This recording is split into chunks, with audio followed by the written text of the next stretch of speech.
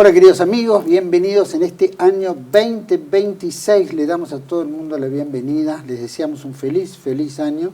Sabemos que no es un año fácil, pero les deseamos verdaderamente feliz año nuevo. Este es el primer programa único, después comenzaremos en febrero otra programación, pero no queremos dejar de mostrar, ¿no?, la presencia de un gran amigo que está en Buenos Aires y que tenemos que aprovecharlo. Así que bueno, le damos a todos la bienvenida acá en TV1, en Contracara. Siempre, como decimos, toda la verdad primero. Estamos transmitiendo a través de nuestra página web www.canaltelev1.com. Debajo de este programa las redes sociales que nos mantienen diariamente en contacto. Y como siempre ponemos este programa bajo la protección y advocación de la Virgen de Guadalupe, Reina y Señora, Emperatriz de América, que con la Virgen de Luján. Le pedimos, patrona de la Argentina, le pedimos que nos proteja, nos guíe, nos conduzca por el camino del bien, de la verdad y la belleza. Y como entendemos que nuestra patria, nuestra Argentina, nuestra hispanidad, nuestra España querida, y nuestra línea de pensamiento corre peligro de los enemigos abiertos y enemigos ocultos, le pedimos a María, Madre de Gracia, Madre de Piedad y de Misericordia, que nos defienda de nuestros enemigos y nos ampare ahora y en la hora de nuestra muerte. Amén. Sí. Tenemos que mencionar también a la Virgen del Pilar, ¿no? Porque claro, tenemos nuestro invitado muy especial y para mí es un gusto compartir el programa con... Espera un minutito que vamos a agarrar una pequeña presentación, que es historiador, revisionista, investigador, director de la librería Europa, director de Ediciones Ogea, perseguido, encarcelado, en fin, todo lo que entendemos. Publicó 2 obras clásicas, una, La Nueva Ética Revolucionaria, creo que le pedimos al señor director, Nueva Ética Revolucionaria, y su segundo libro, Cartas desde prisión, Pensamiento y reflexiones en la senda de un disidente. Para mí es un gusto compartir el programa con el camarada, amigo, compañero Pedro Varela. Igualmente, es un placer estar aquí de nuevo, después de 20 años nada menos. Para mí es como si fuera ayer. Sí. Dice que no envejecemos espiritualmente. Solo Nada. la carcasa se oxida un poco. Pero el motor sigue el en motor lucha sigue igual, y la cabeza sigue en la misma dirección. En la misma dirección y dispuesto a fastidiar todo lo que podamos al enemigo, como sabes. Y estamos aquí. Para eso estamos. Si no, la vida es aburrida. Pedro, por supuesto, muchísimas gracias por haber venido, darnos el tiempo de que estás aquí en Buenos Aires. Un placer. De poder compartir este programa con vos. Creo que muchos camaradas, amigos que nos siguen en Hispanoamérica van a estar celosos de que hayas estado aquí y no hayas ido a otro lado. Tenía que venir ni aquí. A México, por ejemplo. Ni a México, es que queda también lejísimos. Claro, sí, que nos encontramos ahí, nos conocimos antes. Antes, 2005. Pero en el cumpleaños número 100 del maestro Salvador Borrego. 2015. 2015. Hace 10 años ya. Qué linda, qué linda. Sí. Qué maravilloso fue. Mira, 2005, 2015, 2025, increíble. La próxima 2035, no estaremos. Llegaremos. Seguro. Para fastidiar. Para fastidiar, exactamente. Qué grande. Pedro, un gusto, por supuesto. Y bueno, estás en Buenos Aires, ¿qué te parece? Una linda ciudad, una maravilla. Ya la conocés, todo. Sí, pero todo lo que es el centro de la ciudad estás como en Barcelona. El tipo de edificios clásicos, la población europea en su mayor parte y la simpatía de los argentinos, que es arrolladora, ¿no? Entonces uno se encuentra aquí muy a gusto. Dicen que son muy engreídos, muy no sé qué. Esto lo dirán los enemigos de Argentina, pero no sus amigos. ¿Te has encontrado con mucha gente? Me he encontrado con mucha gente, pero es imposible poder abrazarlos a todos porque sois afortunadamente muchísimos y además en un país inmenso. Me habría encantado conocer la Patagonia, el Iberá, Iguazú, pero es imposible. Para eso necesitas venir un mes de vacaciones y normalmente mis vacaciones son políticas. Claro. Entonces no te puedes tomar el tiempo ni los gastos de irte de vacaciones, ¿no?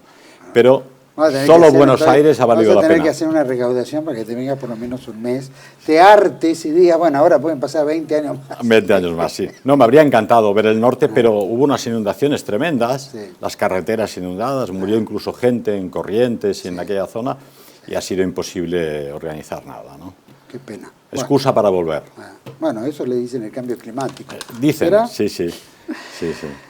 Un tema, Pedro, bueno, por supuesto queremos entender un poco la situación. Venías de un proceso, nos contó tu abogado, José María Ruiz, que estuvo entrevistado acá y conversamos bastante al respecto, pero de voz propia, qué mejor que saber cuál el tema legal en el cual ya te encontrás. ¿Cuál es tu situación? La situación actual, sé estoy que se había en... pedido más tiempo de condena y tantas cosas. Sí, ¿no? efectivamente, nosotros en mayo de 2024 tuvimos finalmente el juicio, que tardó casi 9 años y medio. En esos 9 años y medio, las medidas cautelares obligaron a retirarme el pasaporte, a prohibición de salir del país y a presentarme ante el juez cada 15 días, 2 veces al mes. Después de 10 años estás hasta el gorro del juez. Íntimo del juez. Claro, de alguna forma, sin estar condenado, estás siendo condenado, ¿no? Porque es un secuestro, de alguna forma. Tú no puedes salir, no puedes viajar, has de estar visitándolo y nadie te ha condenado, ¿no? Bien, el proceso tuvo lugar ante un tribunal de 3 jueces y estos 3 jueces determinaron que el delito no podía superar 1 año y medio de prisión. Los otros colaboradores, 2 secretarias y 2 camaradas que me ayudaban en Librería Europa, quedaron absueltos, lo cual es una liberación para mí, porque no me gustaría nada ver a los colaboradores en prisión. Claro. Acto seguido, de todas formas, nosotros no estamos... Era Acacio. Acacio Friera, Antonio Zuluaga, Carlos San Agustín y las 2 chicas que trabajaban en la librería. Nosotros no estamos de acuerdo en que seamos condenados, aunque solo fuera para 1 año y medio, porque somos inocentes, eso está claro. Entonces, el libro. Efectivamente, y ideas, no obligamos a nadie a leer esos libros, cada cual puede entrar o no entrar. De hecho, en Librería Europa podía encontrar El mito de Ana Frank y los diarios de Ana Frank, y cada cual escogía. Podía encontrar El Capital de Marx o El Mi lucha de Hitler. Es decir, era una librería que tenía una amplia oferta, cosa que otras librerías no tienen, ¿verdad? Claro. Bien, contra eso los abogados se rebelan y llegamos al acuerdo, porque ellos me dijeron, mira, si tú te declaras culpable, la cosa se queda aquí. 1 año y medio, lo pasas en prisión y se acabó. Borrón y cuenta nueva. Pero dijimos, no, vamos a luchar hasta el final, porque lo que hay que erradicar es esta ley. Una ley contra la libertad de expresión, contra la libertad de edición, contra la libertad de autor, por ejemplo, ¿no? Entonces, esta ley es ilegal y anticonstitucional. Si no desbancamos esta ley, siempre tenemos la espada de Damocles encima. Cualquier cosa que hagas pueden declarar ellos que es delito de odio. Y de hecho, como es una ley elástica, pueden aplicarla cuando quieran. Claro, cualquier palabra que digas que no les gusta, cualquier libro, una conferencia que hagas, pueden decidir, esto lo incluimos dentro del delito de odio. Por ejemplo, nuestro excelente abogado, José María Ruiz, consiguió ya en 2013, cuando yo fui condenado por negar el supuesto holocausto, el Tribunal Constitucional respondió años después, de 2007 fue a 2013 duró. Dijeron, en España no es ilegal negar un hecho histórico. Claro. Aunque estén como una cabra o estén como un cencerro, no es ilegal. Claro. Entonces, la pena que pedía el juez, que me condenaba a 5 años de prisión, fue reducida a 7 meses de prisión, claro, porque el tribunal entendió que, pese a todo, yo, de alguna forma, dolía el espíritu de la comunidad judía, ¿no? Claro. Hoy en día, gracias a ese proceso, en la ley ya no está prohibido negar el holocausto, claro, como puede ser cualquier otro. ¿Qué ocurre? ¿Qué hacen ellos? Dicen, de acuerdo, negar el holocausto no es delito, pero al negarlo estás insultando a una comunidad concreta. Entonces pueden hacer realmente, como ves, lo que les dé la gana. Bien, entonces ahora el recurso está en el Tribunal Superior de Justicia de Cataluña, que es la instancia superior en Cataluña, y estos jueces llevan ahora ya desde mayo de 2024 dilucidando si hacen caso a nuestro recurso, que exigimos ser declarados inocentes y retirar la condena de prisión contra mí, pero la parte contraria también ha recurrido y ha dicho, de acuerdo, que no sean 12 años, pero habrían de ser 8 años como mínimo, ¿no? Entonces ahora los jueces encuentran el recurso de nuestro equipo de abogados y el recurso de la parte contraria. Es una decisión jurídica normalmente, pero puedo comprender que los jueces, que son parte de la población, están bajo la misma presión mediática que los ciudadanos normales, ¿no? ¿Presión mediática o hay instituciones que...? En teoría los tribunales son independientes del Poder Legislativo y del Poder Ejecutivo, pero como sabes, en España nuestro presidente, un poco pánfilo, en una entrevista afirmó, la Fiscalía ¿de quién depende? Depende de mí, decía él, con lo cual estaba aceptando que el fiscal hace aquello que el gobierno le ordena, cuando la Fiscalía tiene que aplicar la ley y perseguir o defender a los ciudadanos, ¿verdad?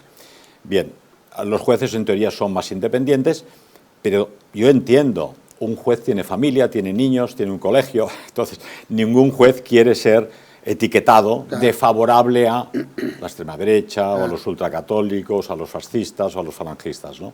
Entonces van con cuidado. Entonces en la audiencia provincial nos han condenado, con lo cual se lavan las manos, están condenados, pero han reducido todo lo que podían reducir. Mi intuición me dice que si ellos hubiesen podido, habrían reducido la pena todavía más. Si la hubiesen dejado en 6 meses, ya prácticamente no entras en prisión. Pero como yo ya había sido malo veces anteriores, tengo antecedentes, ya no la podían reducir más. Eso implica que vos tenés que cumplirla. Tengo que cumplirla porque tengo antecedentes. ¿Te ponen fecha de cuándo o hay algo? No, porque todavía no es en firme. O sea, sería en firme si no hubiésemos recurrido al Tribunal Superior de Justicia de Cataluña. Cuando ellos decidan si este señor queda condenado, entonces ya sí. Pero de momento está en stand-by, que dicen los ingleses, a la espera de que ellos decidan qué. ¿Esto tiene costas también? ¿Esas costas quién las depende de lo que decidan. La audiencia provincial decidió que no, pagábamos costas, pero cada tribunal decide lo de las costas, ¿no? Y si saliera mal en el Tribunal Superior de Justicia de Cataluña, los abogados, esto es información para el enemigo, ¿no? Tienen previsto llegar a Madrid al Tribunal Supremo, y caso de salir mal al Tribunal Constitucional, aunque esa vía es paralela. Una es mi defensa y la otra es defender que esa ley es anticonstitucional, es otro tribunal. Y de salir mal al Tribunal Superior de Derechos Humanos de Estrasburgo. O sea, la batalla es a largo plazo, con lo cual sigues teniendo la espada de Damocles encima. Y los abogados me dijeron, mira, si tú aceptas la condena, se acabó. Ya no abres la librería, no editas libros, no hablas. Digo, no, esto no va conmigo. Es lo que llamamos acá probation. Exactamente, sí. Entonces, no, vamos hasta el final. Aquí batalla hasta que se canse el enemigo. Nosotros no nos cansaremos. Claro. Cuando la Fiscalía del Odio, sí, que actúa en Cataluña, o por lo menos, sí, en Cataluña, sí, ¿es el mismo efecto en toda España? Es decir, en Valencia, en Galicia, en fin. Inicialmente no. Inicialmente se inició en Cataluña y era un fiscal extremadamente fanático. No es catalán, es aragonés, de Zaragoza, pero que actuaba en la Fiscalía de Barcelona. Pero el gobierno lo ha elevado, lo ha promovido a fiscal jefe de todas las fiscalías del odio de España. Entonces él ahora viaja por España formando en cada provincia a los fiscales que no entendían muy bien el delito. Digo yo, ¿cómo puedo encontrar delito en una opinión? Entonces, como no estaban condenando a nadie, ahora él va por todas partes explicándoles cómo condenar a la gente. Por ejemplo, tú das un discurso, pero la policía no lo tiene claro. Y él ha escrito un pequeño folleto donde dice, si usted va a casa de este chaval, de este chico joven, y en su dormitorio, encima de la cama, tiene un póster de los alemanes de la Guerra Mundial, es un punto de apoyo a la acusación. Si tiene un pastel de cumpleaños con el número 88, y así lo dice, es un punto de apoyo a la acusación. A lo mejor tu abuela ha cumplido 88 años. Si tiene las palabras 14, lo que sea, cualquier detalle, él está educando a los fiscales para que digan, si este chico, esta persona, por estas palabras, este libro, esta conferencia, además tiene toda una decoración, un entramado social que apoya que están estas ideas, eso empeora la acusación. Claro. Pero es de hecho una caza de brujas, ¿no? Bueno, eso lo estamos viendo también acá, ¿no? ¿Sí? En cuanto pescan a alguien o le hacen un allanamiento, si encuentran algún indicio de alguna naturaleza, por supuesto, magnifican la foto o los elementos como para decir, no, pertenecía a una célula extrema, ¿no? Sí, sí. Fotografían los cuchillos de la cocina y si tienes un cuchillo jamonero te cae la cadena perpetua. Totalmente. Tal cual. Bueno, pero es parte de generar este ambiente y aparte caldearlo y bueno, y lograr que la población a través de estas cuestiones lo vea como algo, tiene una bandera nacional socialista o tiene una imagen de tal cosa. Exactamente. ¿No? Bueno, y automáticamente ya se ve con esa degradación. Sí.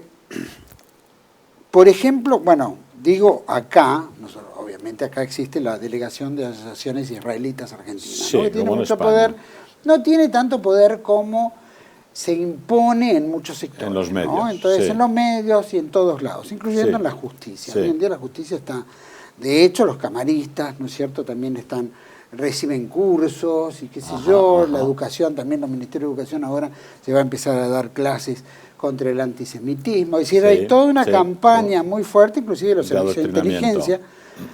La ministra, ¿no es Sí, cierto?, que fue de sí. seguridad, ahora devenida en senadora, bueno, Sí, era una de las sí. famosas. Y es toda una campaña en la cual se promueve, ¿no es cierto?, el no pensar distinto. Llegás a pensar, Sí, tenés sí, un pensamiento crítico, automáticamente Sí. es denegado. Y estas organizaciones ya infiltraron todo, ¿no? La En el justicia, Estado, ¿no es igual cierto?, que en el Europa, Estado. igual que en Europa. De hecho, una reunión de jueces, así muy rápido, pues me lo cuenta un juez amigo, Sí. y me dice, mira, entramos a fiesta de los jueces, y qué sé yo, y entra la Corte Suprema, los 3 Sí, miembros de sí. la Corte. Deberían ser más, pero no, en la Argentina por ahora son 3. Y detrás de los miembros de la Corte entró la Delegación de Asociaciones Israelitas, Imagínate. la DAIA. Y Sí. cuando se fueron, terminó la fiesta, Sí, o cuando se sí, fueron a lo de sí. la Corte, se fue la DAIA. O sea, es como marcar para decir, bueno, Sí. nosotros tenemos poder y acá Sí. estamos. Y además yo Dios. creo que quieren mostrar ese poder. Sí. De hecho, lo que está ocurriendo en Gaza con los palestinos justificaría una persecución internacional, ¿verdad? Pero como ellos sufrieron lo que sufrieron a lo largo de la historia, se les tiene que dar un poco de manga ancha. He visto por aquí, por todas partes y en plazas, la Hanukkah, Sí. que dices, bueno, estábamos en Argentina, en un país católico, delante de una iglesia, de una catedral, la Hanukkah por todas partes. Me parece muy bien que celebren sus actos religiosos, pero es casi una muestra de poder. Claro. Leía esta mañana en el Times of Israel, uno de los periódicos israelíes importantes, quejándose, algo inaudito, de que el Papa actual ha nombrado santo a Carlos Acutis. No sé si lo conocéis, un niño italiano un niño. de 15 años. Que era el tema de Internet. De Internet. Sí. Es un chico Cibernauta, de sí. mucha fe, cibernauta, que, bueno, lo han hecho santo porque han comprobado sus virtudes y los milagros que han sucedido en su nombre, ¿no? Y ha servido para la conversión de muchos chicos jóvenes. Pero los de Israel se quejan. Este chico había estudiado y en Internet había publicado muchas investigaciones en torno a la desacralización de la hostia consagrada a lo largo de la historia, los llamados crímenes rituales históricos y tal.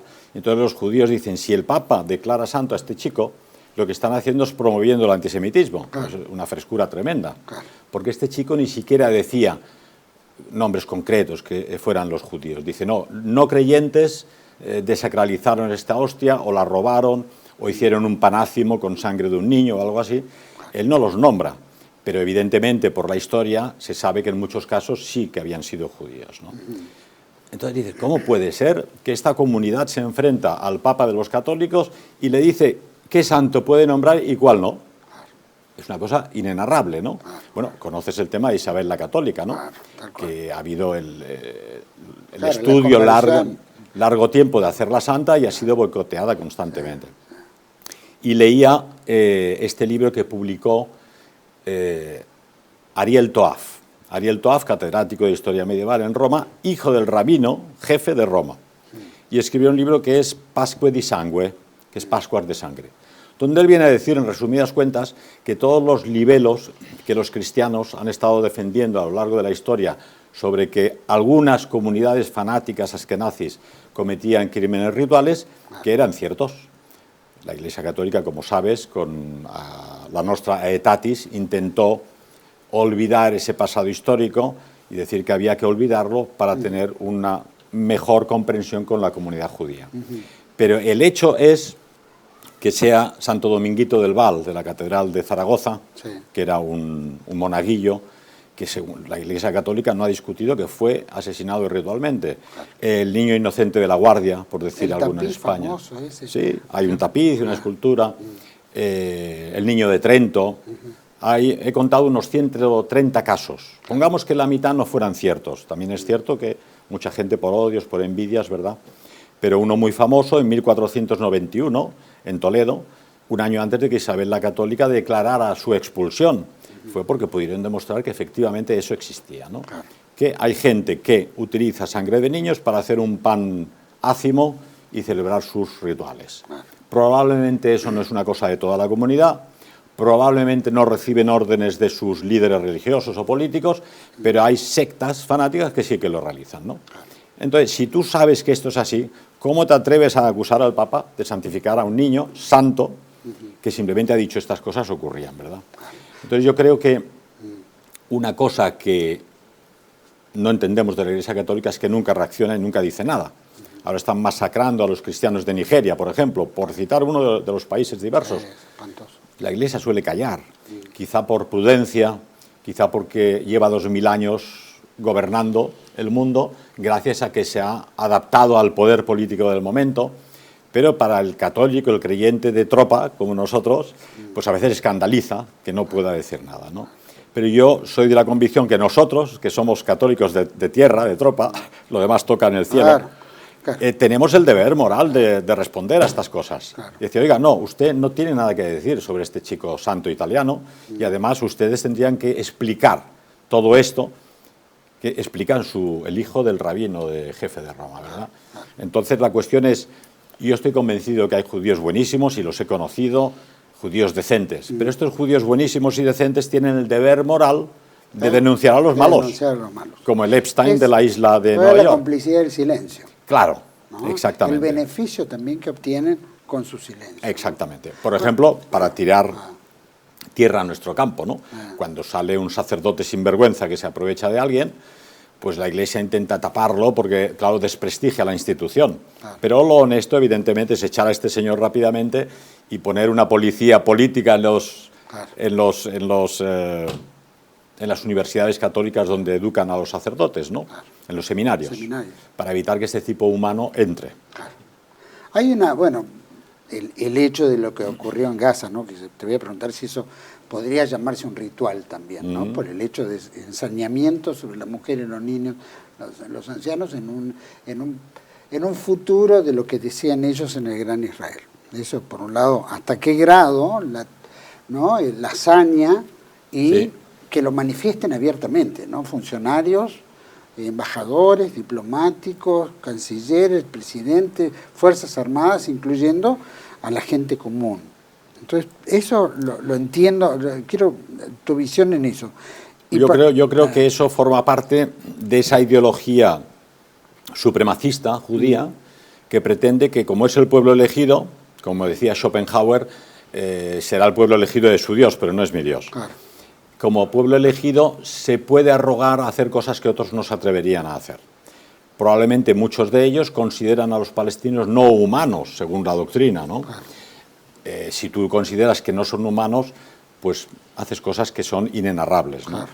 El problema es que esa arrogancia en la historia los ha puesto en evidencia normalmente. Y esta masacre que cometen en Gaza está siendo retransmitida en directo, gracias a las redes sociales, ¿no? Todo el mundo lo ha visto, todo el mundo es consciente, no pueden esconderlo. Entonces disparan a niños indefensos, disparan a mujeres, bombardear hospitales, a periodistas de agencias internacionales, y les da igual, porque no pasa absolutamente nada y saben que nadie va a quejarse y que van a tener a Estados Unidos defendiéndoles y a Alemania, que les defiende igual porque son los dos países infeudados al pensamiento sionista, ¿no? Yo no es que sea fanático de Pedro Sánchez, nuestro presidente, pero hay que reconocer que al menos ha dicho las cosas como son, ¿no? Entonces yo creo que ese es el problema que tienen. Ellos, como tú sabes, tienen el plan de hacer el gran Eretz Israel, el gran Israel, entre el Tigris y el Éufrates, ¿no? Y necesitan ese territorio.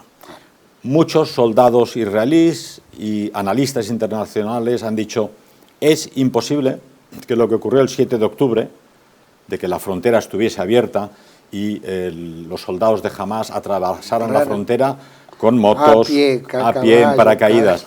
Dicen, es la frontera más segura del mundo. Son distancias cortas, hay cámaras por todas partes, radares. Y a muchos soldados les ordenaron retirarse de ese sector para dejarlo desprotegido. Suena un poco bestia, pero podríamos decir que ellos están dispuestos a sacrificar a algunos de su población para conseguir objetivos superiores. ¿Cuál es conseguir? Establecer el gran templo de Salomón nuevamente.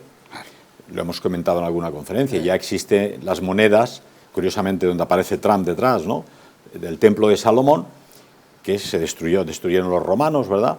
Y su intención es volver a construirlo. Para construirlo necesitan destruir la mezquita que hay allí construida en Jerusalén, y desplazar a todas las potencias musulmanas que en esa área del mundo eran fuertes. aniquilaron a Irak, como sabes, aniquilaron a Libia, van detrás de Irán. Prácticamente no hay ya potencia allí que les pueda contradecir. Queda Irán y por eso están ahora detrás de ellos, ¿verdad? Pero el plan global es ese. Entonces no entenderemos nada de política internacional si no ver las cosas desde esa perspectiva, ¿no? Que es una perspectiva política, pero también teológica. Es decir, ellos están esperando efectivamente a su Mesías, están equivocados. Yo siempre digo que hay que ser compasivos con los judíos porque están equivocados. Es decir, nos dan pena, porque se enfrentaron a Jesucristo nuestro Señor y desde entonces están en el error. Y ahí siguen. Y por eso, en ese error, tienen ese amplio interés en destruir las culturas cristianas. Si te pones detrás de investigar quién promueve el feminismo, quién promueve la píldora, la ideología woke, la destrucción de los imperios cristianos, siempre hay alguno de ellos por ahí detrás, ¿verdad? Entonces, es lamentable. Nosotros tenemos el derecho de defendernos, pero a su vez nuestro deber es convencerles de que están en el error. Bueno, ¿no? por eso en el cristianismo se rezaba por la conversión. Efectivamente. La conversión de ellos, ¿no? Hay grandes creyentes y santos que se convirtieron, como Santa Teresa de Jesús, San Juan de la Cruz y tantos otros. Tantos otros. En este aspecto, obviamente, yo me acuerdo que una vez le pregunté a Salvador Borrego si había alguna diferencia entre sionismo y judaísmo, ¿no? Digo esto porque también, Salvador Borrego decía que no había ninguna diferencia, que los dos eran lo mismo. Sí. De repente escucho a un dirigente judío argentino que dice, bueno, el 95% de los judíos son sionistas, ¿no? Número más, número menos. Si uno agarra a los ortodoxos, obviamente los ortodoxos son un poco menos, son antisionistas y realmente se levantan y critican especialmente todo el crimen en Gaza, ¿no? En Palestina y qué sé yo. Pero ¿cómo lo podemos interpretar? Porque recién hablábamos que el silencio otorga, ¿no? El no denunciar, hay algunos que lo hacen, ¿no? Hay varios acá en la Argentina que están pagando caro por justamente enfrentarse, pero ¿cómo lo ves? Este sionismo, judaísmo, que andan de la mano a nivel de global, como decís, buscan al Mesías, quieren imponer el templo y bueno, el dominio mundial, o por lo menos. ¿Cómo lo ves en esto? ¿Esto es un tema que de Europa está gestionándose sobre el resto del mundo? ¿Estados Unidos, centros de poder? ¿Argentina tal vez, que es la tercera población más grande de judíos en el mundo, ¿no? ¿Hay algo? ¿Cómo podemos distinguirlo entre algo? Yo creo que existe. Como sabes, en la escena de la pasión de nuestro Señor Jesucristo, Pilatos les pregunta, ¿queréis que libere a Barrabás, un criminal, o a Jesucristo? Y ellos gritan, Barrabás. Ese es el primer signo de democracia. Exactamente. ¿No? Entonces Pilatos dice, oiga, yo no lo quiero matar. No lo quiero matar y me lavo las manos. Y ellos dicen, no, mátalo y que su sangre caiga sobre nosotros, nuestros hijos y los hijos de nuestros hijos. Algo tremendo, ¿no? Porque están diciéndole a Dios, nuestro Señor, queremos ser culpables per in eternum, a pesar de que nuestro Señor les había elegido como pueblo con los profetas que anunciaban el nacimiento de Jesucristo, que ellos fueron matando constantemente conforme aparecían, y cuando Él aparece no lo reconocen. Son de cerviz dura. Entonces ellos habitan entre las poblaciones cristianas, y entonces se desarrollan tendencias, cómo destruir a los cristianos, cómo lograr nuestros objetivos.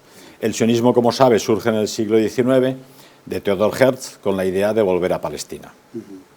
Es evidente que forma parte de la ideología judía, digamos, volver a la tierra palestina, porque existe en Birobidzhan, en la Unión Soviética, ya Stalin había construido un Estado judío en el oriente de la Unión Soviética, ¿verdad? Y los alemanes durante la Guerra Mundial tenían la intención de crear un Estado judío en Madagascar, cosa que no se pudo llevar a cabo por la guerra, que era parte de Francia, ¿verdad? Dentro del mismo gobierno alemán había una discusión. Dentro de la SS, Eichmann, que estaba en Viena, en el libro de Himmler de David Irving lo explica muy bien, colaboraba con los rabinos de Viena para formar a los chicos judíos en trabajar el campo, aprender oficios, para poder enviarlos de Europa a Palestina. Hitler, por su parte, que veía las cosas a más largo plazo, decía, si ustedes crean un Estado judío en Palestina, va a ser el cuartel general del judaísmo internacional. Cuando hagan algo ahí se refugiarán.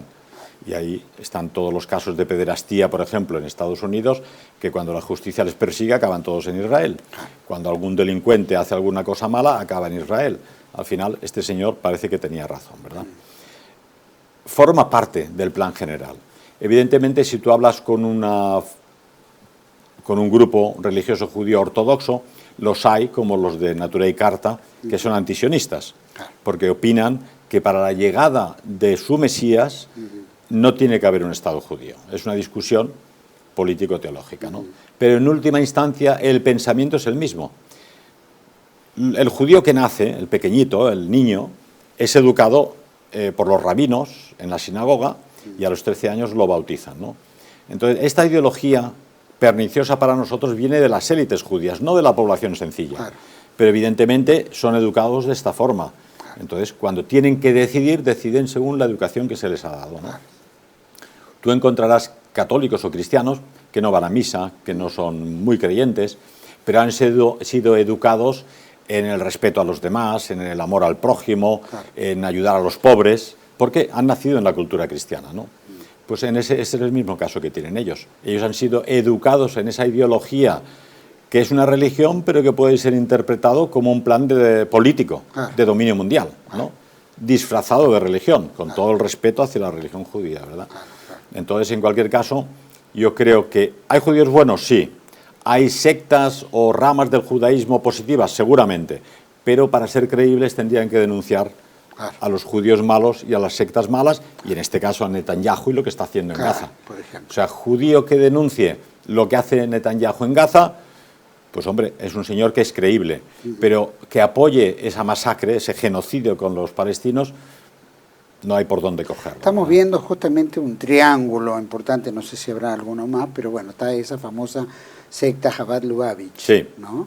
De la cual pertenece Netanyahu, sí, o Mileikovsky, que creo que es el nombre real, más Donald Trump, converso, y que integra ahora esta secta, y también lo tenemos al presidente argentino, sí, Mileikovsky, o Mileikovsky también cambiado de nombre, pero que también en el mismo tema pertenece a esta secta y suele ir a Israel, ¿no es cierto?, venerar al gran rabino de esa secta.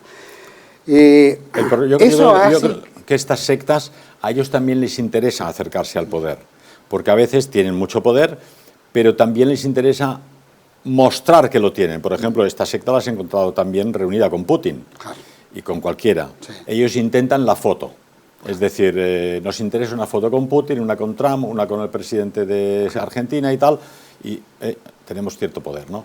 ¿Qué hacen los presidentes? Pues lo mismo que hace el Papa cuando llega a Polonia, los servicios diplomáticos le dicen, usted tiene que ir a visitar la Virgen de Czestochowa y tiene que ir a Auschwitz. Entonces está programado. Seguramente el Papa no ha dicho, yo quiero ir a Auschwitz, ¿no? Pero le han programado. Entonces, del mismo modo, los presidentes como Trump, Putin, incluso Milei aquí, tienen una población judía que son nacionales, rusos, americanos y argentinos, con pasaporte de aquí. Entonces, se deben también a su población judía porque son parte del país, ¿verdad? Entonces, eso hay que conocer cuáles son las intenciones de ellos, pero también comprender que cuando estás en política tienes que hacer política para todos, ¿no? Todos tus ciudadanos. Claro, bueno, por supuesto. Hay todo un juego en eso. Vamos a ir a un pequeño corte. Me gustaría ir picando ahí sobre la marcha, ¿no es cierto? Europa, la inmigración musulmana, ¿no? Y africana en general, o otras, ¿no? Obviamente eso genera una gran irritación con la sociedad musulmana y entre ellos. Cuando sabemos que en el fondo ya había sectores judíos que habían planteado el eliminar la raza blanca europea. Sí. ¿No? Y de repente vemos que la idea era, bueno, mestizar Europa. Así es. Quiero que me digas hasta qué punto, en el llano hay peleas comunes del día a día, ¿no? Pero acá hay otro trabajo hecho desde arriba. Si es consciente con eso, ¿cómo lo ven ustedes en Europa? Si es que se ve, y tu visión al respecto. A ver, mi visión es especializada. Pero me lo vas a decir después de este pequeño cortecito. Ah, muy bien. Vamos, pequeño corte y volvemos con el maestro Pedro Varela Case, invitado acá en TLV1, acá en Buenos Aires. Ya volvemos. Residencia como en casa, siempre contigo. Es un hogar habilitado en la ciudad de Buenos Aires con más de 30 años de experiencia en el cuidado de adultos mayores. Ubicada en el barrio de Villa Real, en pasaje Francisco Bauzá 2372, casi esquina Tinogasta. Ofrecemos atención personalizada y un ambiente cálido para nuestros abuelos. Contamos con habitaciones premium, con baño privado y TV por cable, menú supervisado por nutricionista, cocina de primera calidad, jardín terraza para el esparcimiento y conectividad para videollamadas y llamadas telefónicas. Además, ofrecemos servicios opcionales como peluquería personalizada y confección de ropa a medida. Comunicate al 11 50 35 15 25. En Como en Casa, el bienestar y la comodidad de nuestros adultos mayores es nuestra prioridad. Los esperamos. TeleV1 se complace en anunciar que estará transmitiendo en su canal TeleV1 Clips valiosos programas emitidos antes de la censura sufrida. El lienzo prohibido, el revés del derecho, combates por nuestra historia, disenso, historias de Malvinas, entre otros que podrán encontrar en este enlace.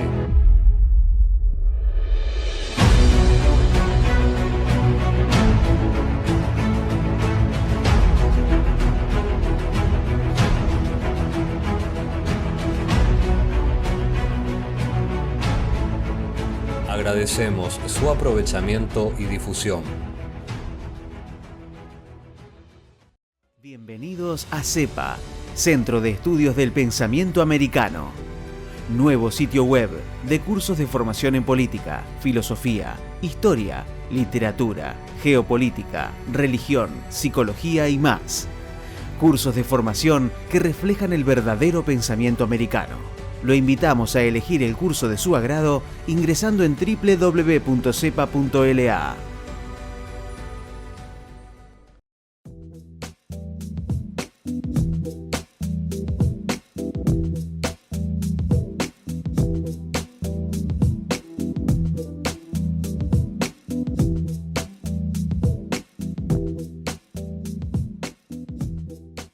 Decir siempre la verdad primero tiene un precio. Dependemos de tu ayuda. TeleV1, toda la verdad primero.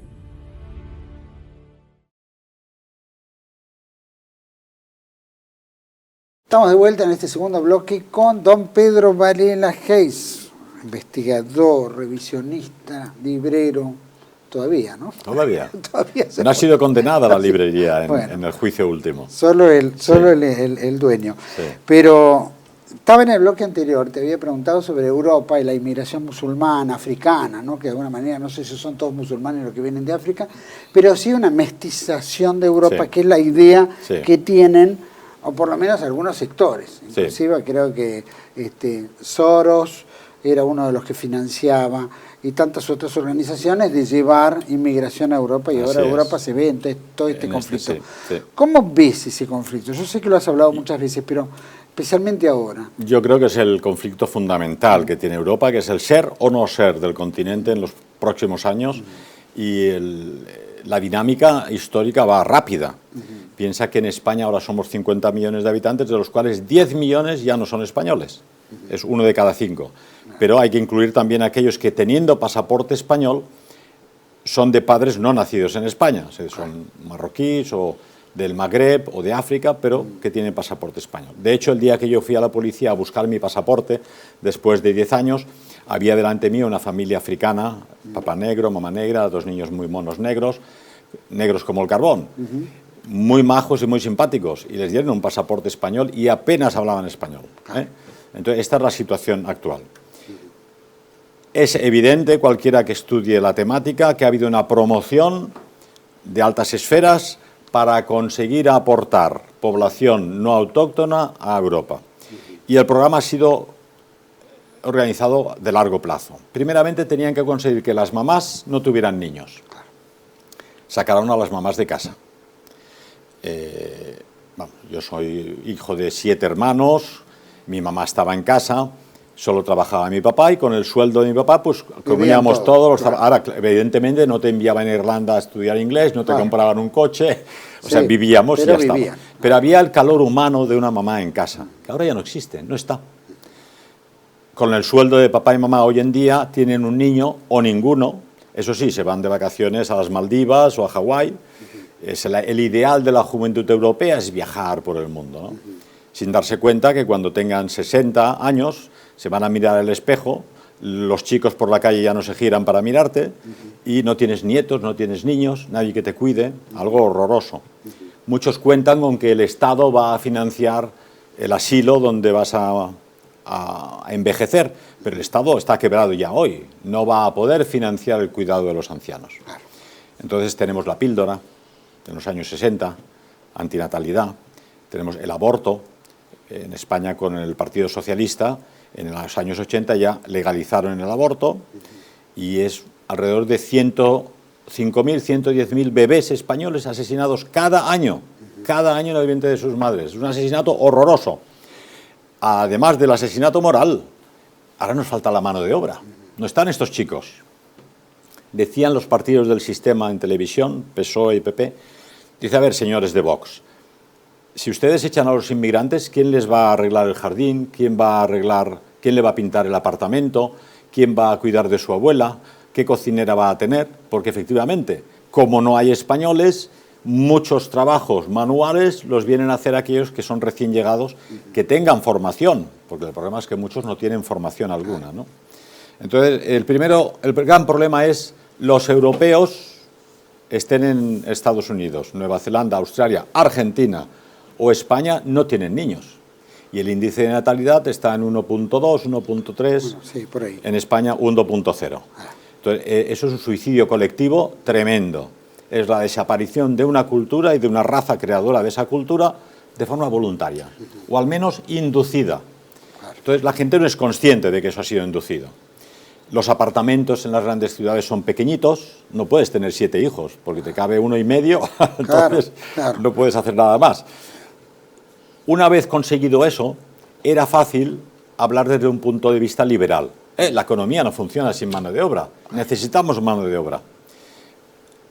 En 2010, creo fue, hay muchos casos de confesiones de parte del mundo de la masonería o del judaísmo, pero el caso más conocido, que lo he citado varias veces, es Bárbara Spectra, porque está en YouTube, lo puedes encontrar, que es la esposa del rabino jefe de la comunidad judía en Estocolmo, en Suecia, ¿no? Donde ella dice claramente, Europa va a ser transformada en una sociedad multicultural. Lo dice así. Y nosotros, dice ella, nosotros judíos vamos a jugar un papel determinante en esa transformación. Es una confesión de parte. Y dice, si Europa no se transforma, no sobrevivirá. Lo puedes tomar como amenaza o como chantaje. Pero esto es una que se le ha escapado y lo ha confesado. Pero como ella hay, como sabes, Soros, el Plan Kalergi y sobre todo las logias, ¿no? Los partidos explican a la población una cosa, pero luego en la logia masónica todos los políticos que están metidos en eso reciben la orden de hay que hacer una Europa multicultural. Y a la población les venden la idea, sin inmigración la maquinaria económica no funciona. Lo que hay que defender es, a mí qué me importa la maquinaria económica. Es decir, si España sigue existiendo, habrá españoles en el futuro que construirán catedrales, cultivarán campos, construirán autopistas e inventarán.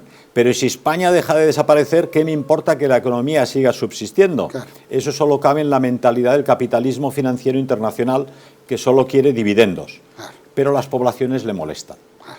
He dicho en alguna conferencia que la batalla contra la cristiandad viene de lejos, que en la Primera Guerra Mundial fueron desmantelados los 3 imperios cristianos, que era el austriaco, el ruso, el alemán, que en la Segunda Guerra Mundial fueron eliminadas las élites católicas y cristianas de Europa, y ahora la tercera fase de esta gran batalla de aniquilamiento de la cristiandad es aniquilar a las poblaciones cristianas, ¿no? Si ya no existen las poblaciones cristianas, no hay nadie que defienda la cristiandad. Volvemos a la plaza donde Pilatos pregunta, ¿a quién queréis liberar? Y ellos dicen, mata a Cristo y que su sangre caiga sobre nosotros. Como ves, es una batalla teológica desde entonces hasta el día de hoy, matar a los cristianos. ¿Qué va a pasar? llevado al extremo, ha hecho que hasta las poblaciones más obcecadas en Europa, más liberales, más modernas, más progresistas, empiecen a despertar, porque las feministas que tanto defienden a la mujer no dicen ni pío, pero en España la mujer ha perdido libertad y seguridad. Antes podía pasear tranquilamente por Madrid, Barcelona por la noche, volver tarde, ahora es imposible, no puede. Y ha perdido la seguridad de que no la violen, ¿no? Porque ahora se ocurren violaciones, lo cual era de prever. Han traído un ejército musulmán de chicos en edad militar, no vienen con las mujeres, no vienen con la abuela. Si viniesen de una guerra, lo primero que te traes es a la abuela, a la mujer, a los niños. Sí, solo vienen chicos. Y lógicamente, después de un par de años en España, estos chicos pues expresan sus necesidades más primitivas y pagan las chicas. Las feministas no dicen ni pío. Y lo terrible es que, al final, por instinto, la mujer sigue al que manda. Y hay chicas en Europa que se están convirtiendo al Islam, porque en su barrio dominan los islamistas, y entonces si me convierto al Islam, pues estaré más segura, soy de ellos. Al final, ¿quién me va a defender? Y miran quién hay, entre los europeos, ¿qué hay? Que si están trasvestidos, que si no quieren niños, que si están aburridos de la vida, les dan los 30, los 35, los 40, y los chicos europeos no se casan. Entonces, ¿qué mujer quiere un chico europeo que está sin componer, sin novia, sin sueldo y sin interés por la lucha por la familia, ¿verdad? Entonces, sobre el papel, la batalla la tenemos perdida. Los musulmanes tienen de 3 a 5, 6 niños. Es importante porque después de este discurso capitalista los traemos, así trabajarán. De cada 10 musulmanes que hay en España, 6 no trabajan, viven del sistema. ¿Por qué? Porque las esposas sí que tienen niños. En cuanto tienes 3 y 4 niños, el Estado te financia.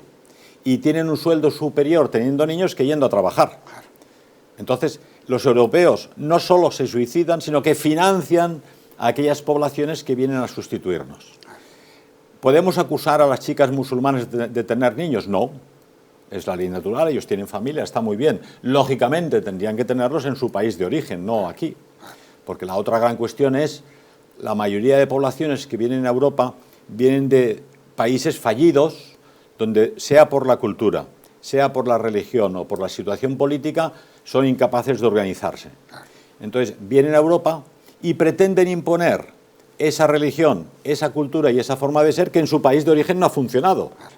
Lógicamente lo que pasará es que acabaremos siendo como ellos en su país. Como digo a veces, si tú traes Calcuta a Barcelona, tendrás las circunstancias de Calcuta en Barcelona.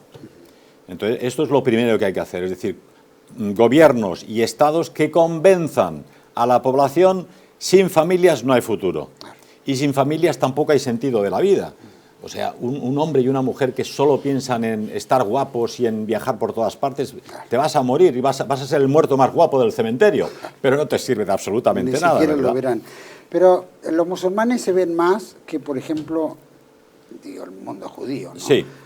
O es menor proporción, o está camuflado, o pertenecen al lugar, pero bueno, esto está movido por, obviamente, dinero y... ¿Cuál es la sociedad más nociva para un mundo cristiano católico como el español o como el nuestro, como cualquiera? Yo creo, volviendo al tema que hemos tratado antes, que en última instancia este plan de musulmización de Europa es la carne de cañón que han programado las sectas, no digo todos los judíos, sectas masónico-sionistas que programan el aniquilamiento utilizando al Islam. Esto ya ocurrió en el 711 con la invasión de España. Estaban los judíos detrás. Y luego en las ciudades que iban a invadir, ellos son los que abrían las puertas. Claro. Luego se extrañaron que Isabel la Católica los expulsó, pero no eran santos, ¿no? Realmente. Y hoy en día es exactamente igual.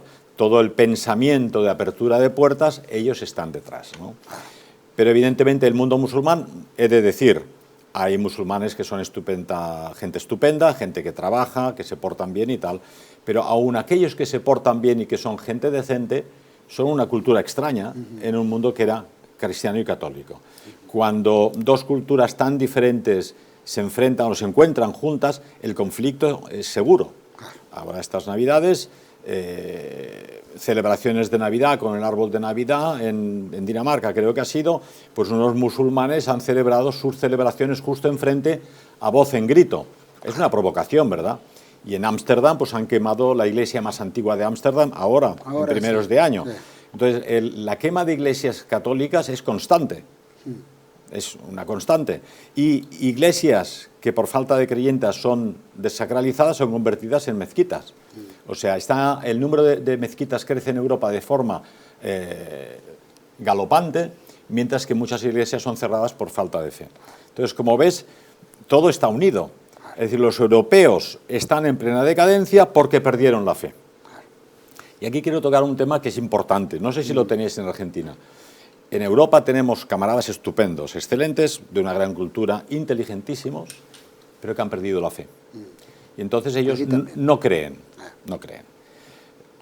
Leen mucho, conocen todos los textos griegos, los textos romanos, la filosofía de la Ilustración, han estudiado todos los temas, pero bueno, es la religión del desierto, judíos, musulmanes, cristianos y tal.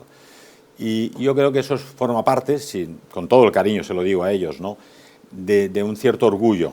El orgullo, yo soy tan inteligente y tan culto que no tengo necesidad de creer en historias religiosas, ¿no?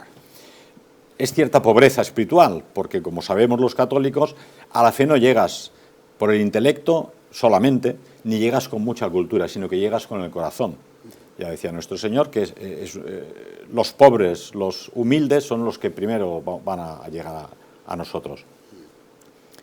Lo que a mí me sorprende es que esos tan inteligentes, tan cultos de nuestro campo, que no creen, ni siquiera hayan hecho una investigación, por ejemplo, de las apariciones de la Virgen María, ¿no? Bueno, investiga la aparición de la guadalupana. ¿Qué ocurre con la tilma? ¿Qué fue con el indio? ¿Cómo es que la ciencia no ha conseguido demostrar que esta tilma no es artificial y no es de mano humana? Investiga qué ocurrió en Fátima, en Lourdes, en Garabandal, en La Salle, en Medjugorje hoy en día, ¿no? O si no, investiga, como ha hecho Carlos Acutis, qué ha pasado con las hostias consagradas que cada X tiempo se convierten en carne o en sangre.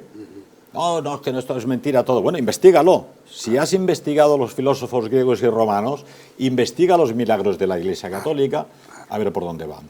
Entonces, eso es un problema que tenemos, porque si la población se aparta de la fe, es porque la élite intelectual y política, los dirigentes, se apartan de la fe. Entonces, estos camaradas también son un problema, porque difunden en la población la descreencia. Y es una batalla que nosotros tenemos que llevar a cabo. Igual que he dicho antes que hemos de tener conmiseración hacia los judíos porque nos dan pena, porque no creen, porque están convencidos en el error, también los camaradas que no creen me dan pena porque están convencidos en el error. Solo podemos ser un buen ejemplo y demostrarles que hay otras vías de la sabiduría que no necesariamente pasan por el orgullo del conocimiento, ¿verdad?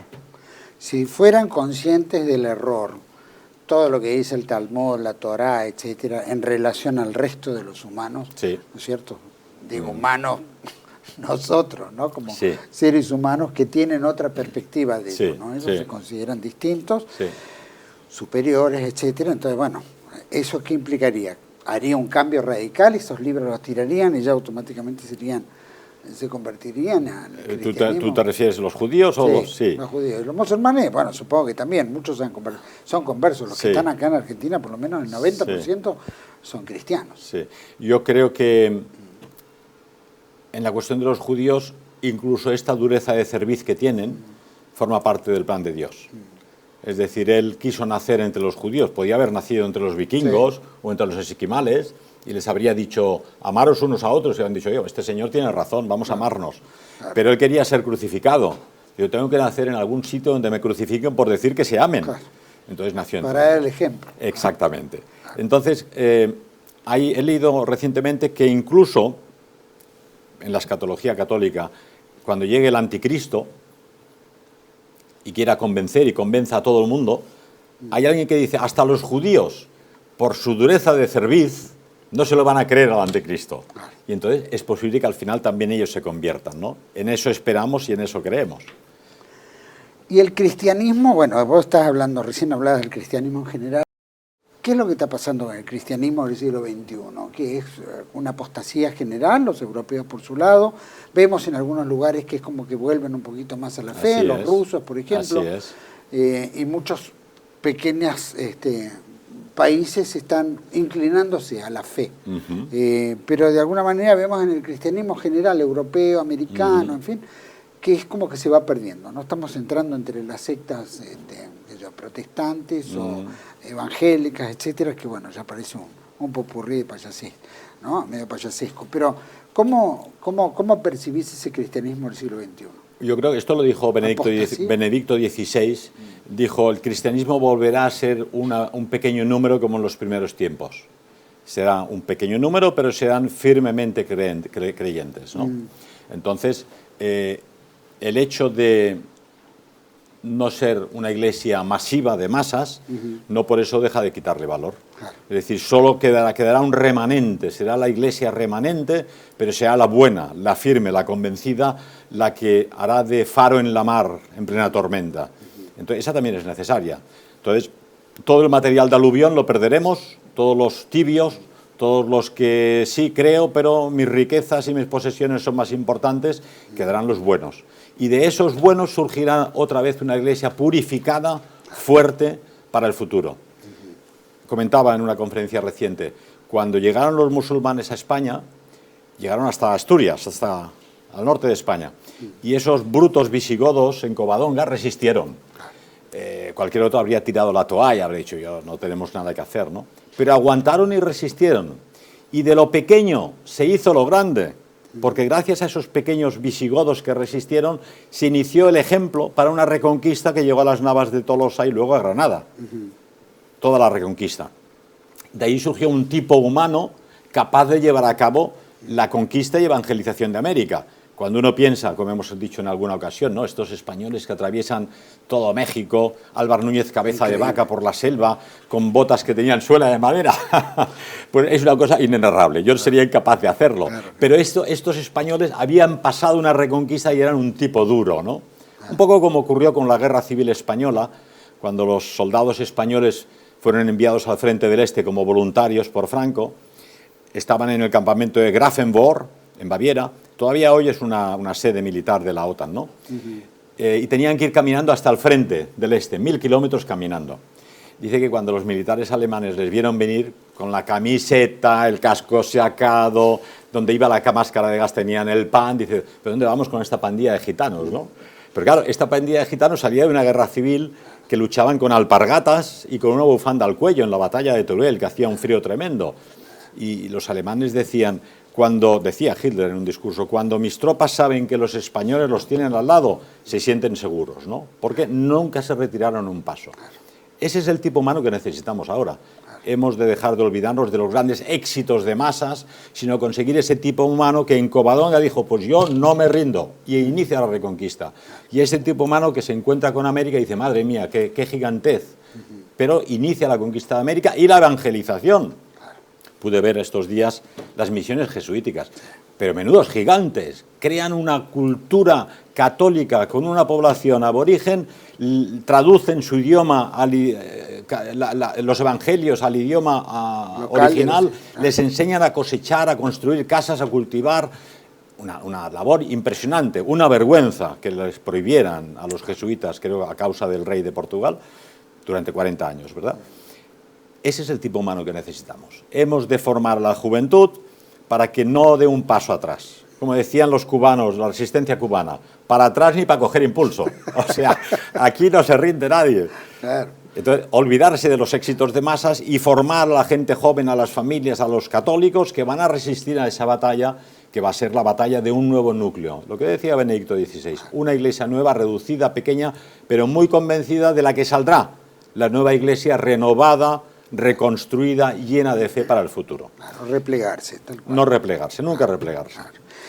Ahora estamos viendo el tema de la hispanidad, ¿no? Se Sí. cambia un poquito así de tema, hay varios temas que me interesaría contigo, ¿no? Pero el tema de la hispanidad. Hay resurgir, ¿no?, de un orgullo hispánico. Afortunadamente. ¿No? Especialmente en toda América, Sí. toda Hispanoamérica. Sí. Hablan Latinoamérica, pero es una palabra errada, como decía nuestro común amigo Sí. Alberto Vuela. Sí. Y en España es como que empieza a generarse puede ser que esté generándose una especie de contagio de lo que ocurre en América para España. Totalmente. ¿Hay algo que vos veas que hay una Yo creo que hay una reciprocidad? retroalimentación. Es decir, en España han recuperado la fe en la obra que hicimos en América gracias a los americanos, Claro. que nos han recordado todo lo que hicimos. A nosotros la izquierda y los liberales nos han estado avergonzando durante decenios con la leyenda negra, con las matanzas de indios, con los que solo veníamos a por oro y por riquezas, ¿verdad? Pero todo ese oro se quedaba aquí para construir iglesias, catedrales, universidades, ¿verdad? Entonces, gracias a este resurgir de la historia verdadera en Hispanoamérica, o en Iberoamérica, o en Sudamérica, hemos recuperado en España la fe en ello y también han surgido historiadores. Pero esa no solo en España, en toda Europa, en una situación de cerco ideológico, étnico, político, están surgiendo las fuerzas vivas. Solo en Inglaterra un chico, Tommy Robinson, reunió a 1 millón de personas en Londres, hartos de que el gobierno y la policía británica persiga a los británicos por un comentario de WhatsApp. Si te presenta la policía en casa a las 5 de la mañana y te detienen, oiga, pero si yo le escribí a un amigo, te detienen por... Y en cambio luego los criminales pakistaníes que han estado violando niñas británicas de 14 años durante 20 años, están en la calle, ¿no? Entonces la gente al final, los británicos tienen mucha paciencia, pero llega un momento que basta ya, ¿no? Y las manifestaciones en Alemania donde para la celebración del mercadillo de Navidad, el Belén, el pesebre o el árbol de Navidad, han tenido que fortalecerlo blindando las ciudades por miedo a los ataques terroristas, ¿verdad? Entonces, eso crea una resistencia total y definitiva de las poblaciones que están despertando lentamente, ¿no? En la Hungría de Orbán, has visto que las previsiones es que vuelva a ganar un mandato electoral a pesar del boicot de los medios, del boicot de Bruselas, de que les recortan el presupuesto y no les envían dinero, sigue siendo el líder mejor valorado en Hungría. Mira. Y en Italia, aunque no ha sido tan firme como Orbán, Meloni ya le ha dicho a von der Leyen, que es un personaje político que nadie ha elegido, ¿sí? Pues le ha dicho que no puede ser que, porque Bruselas no quiera, Italia no pueda cerrar las fronteras a la inmigración africana, ¿verdad? Entonces, en todas partes hay reacción. La pregunta decisiva es si llegamos a tiempo. Cuando uno va por Londres o por París, sobre todo en el centro, la última vez que estuve en Londres vi gente simpaticísima, hindúes, musulmanes, africanos, de todo tipo, pero no ves un inglés. Y en París, sobre todo en el norte, lo mismo. En París solo ves africanos, ¿verdad?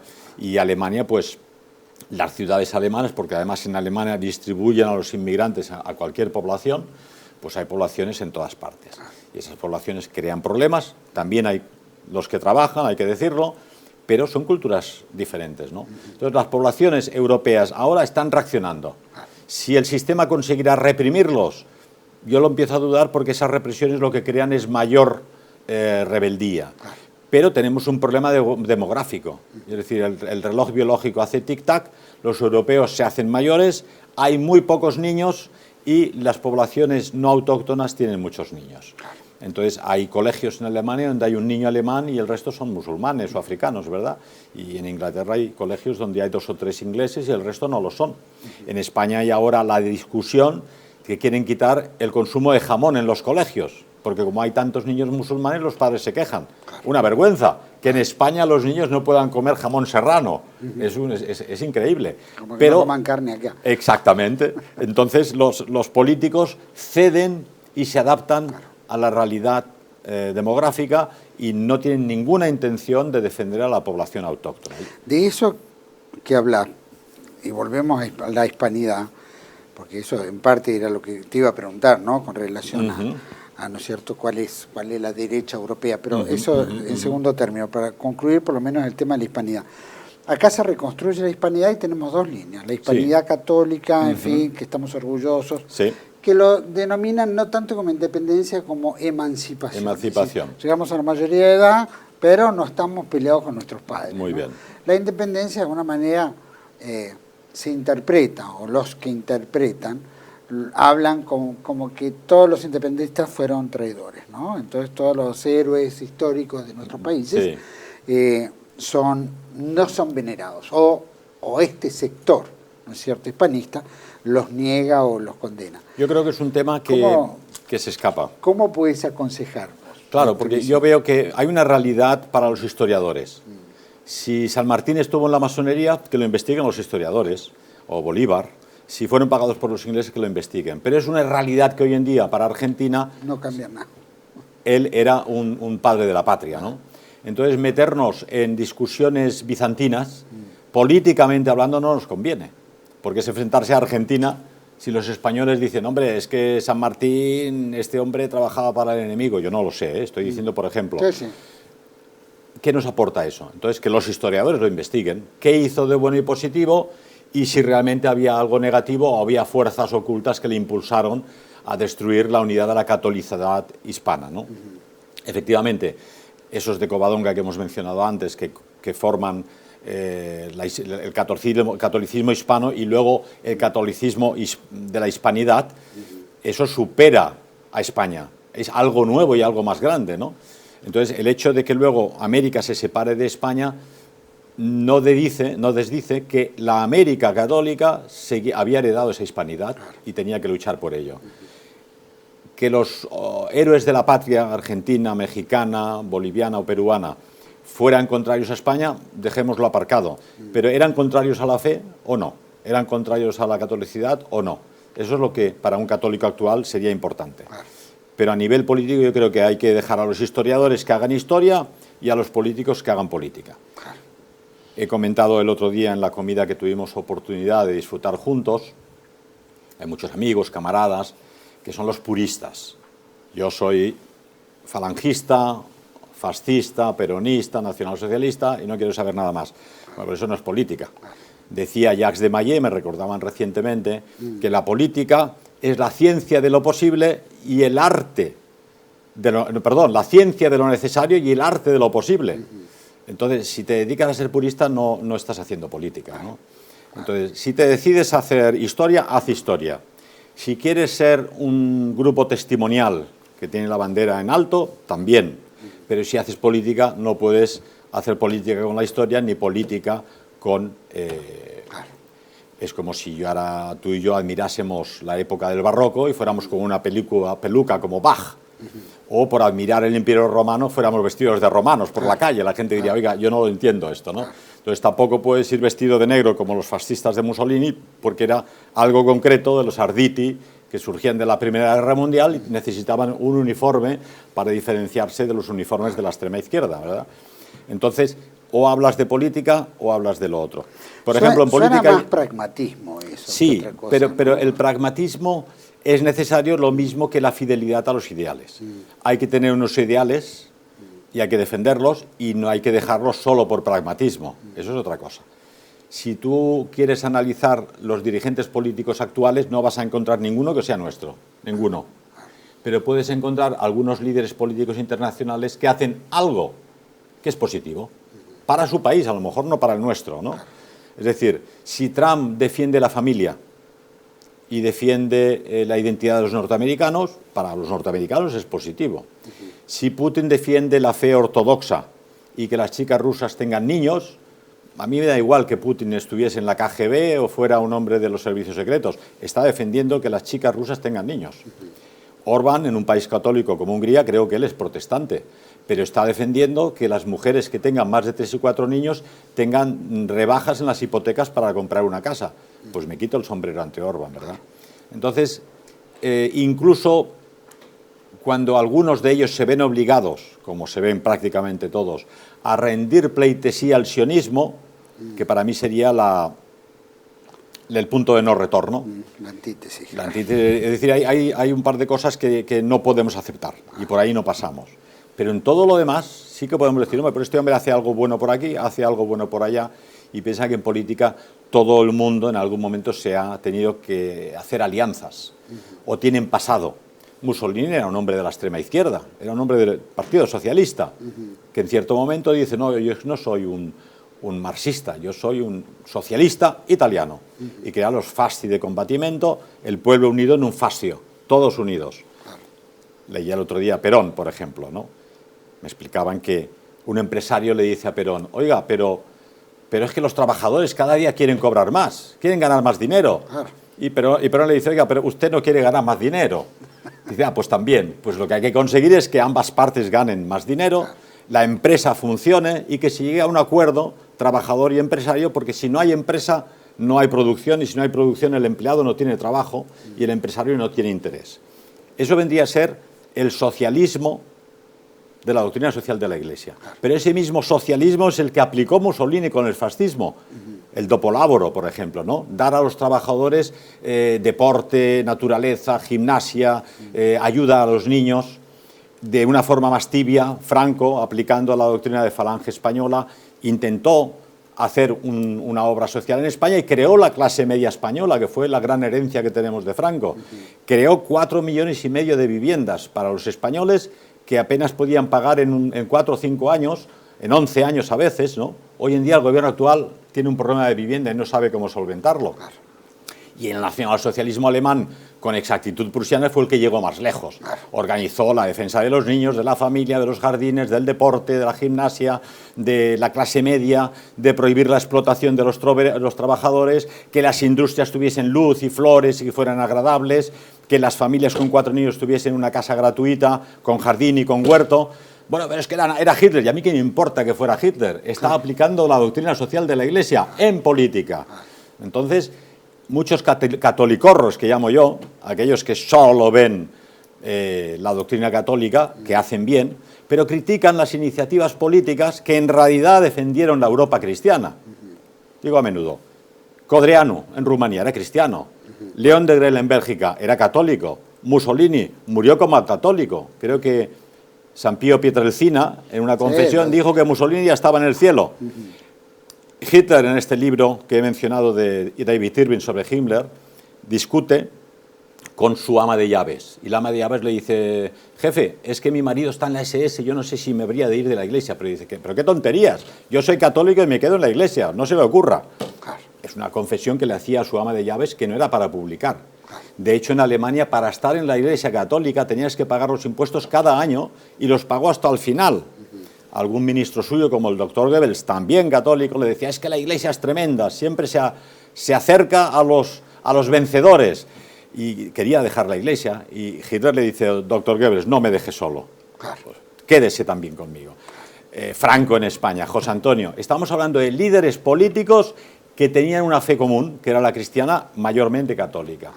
Pero evidentemente el enemigo, que esos catolicorros no quieren aceptar, la masonería, el judaísmo, los liberales, los agnósticos, critican a los nuestros.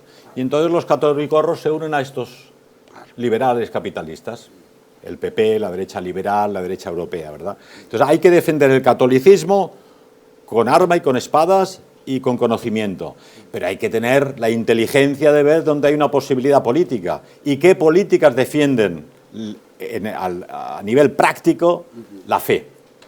O sea, un sacerdote, un obispo, tiene que defender la fe, el dogma. Pero un político que tenga raíces cristianas o católicas, evidentemente tiene que hacer política con lo que puede, ¿no? ¿Lo ves en eso, en la nueva derecha o la derecha europea? La Nouveau Droite. En alemán dirían Jain, que quiere decir Ja y Nein. Es decir, toda la política europea está infeudada al sionismo. Y ha sido una cosa tremenda que en 20 o 30 años, por tradición católica, la derecha en España era siempre antijudía. Franco nunca reconoció el Estado de Israel y era aliado de los países árabes, a pesar de ser musulmanes, ¿no? Y todos los partidos identitarios de derecha en Europa eran contrarios al sionismo. De repente todos, absolutamente todos, son favorables al sionismo. Entonces ahí ha ocurrido algo, ¿no?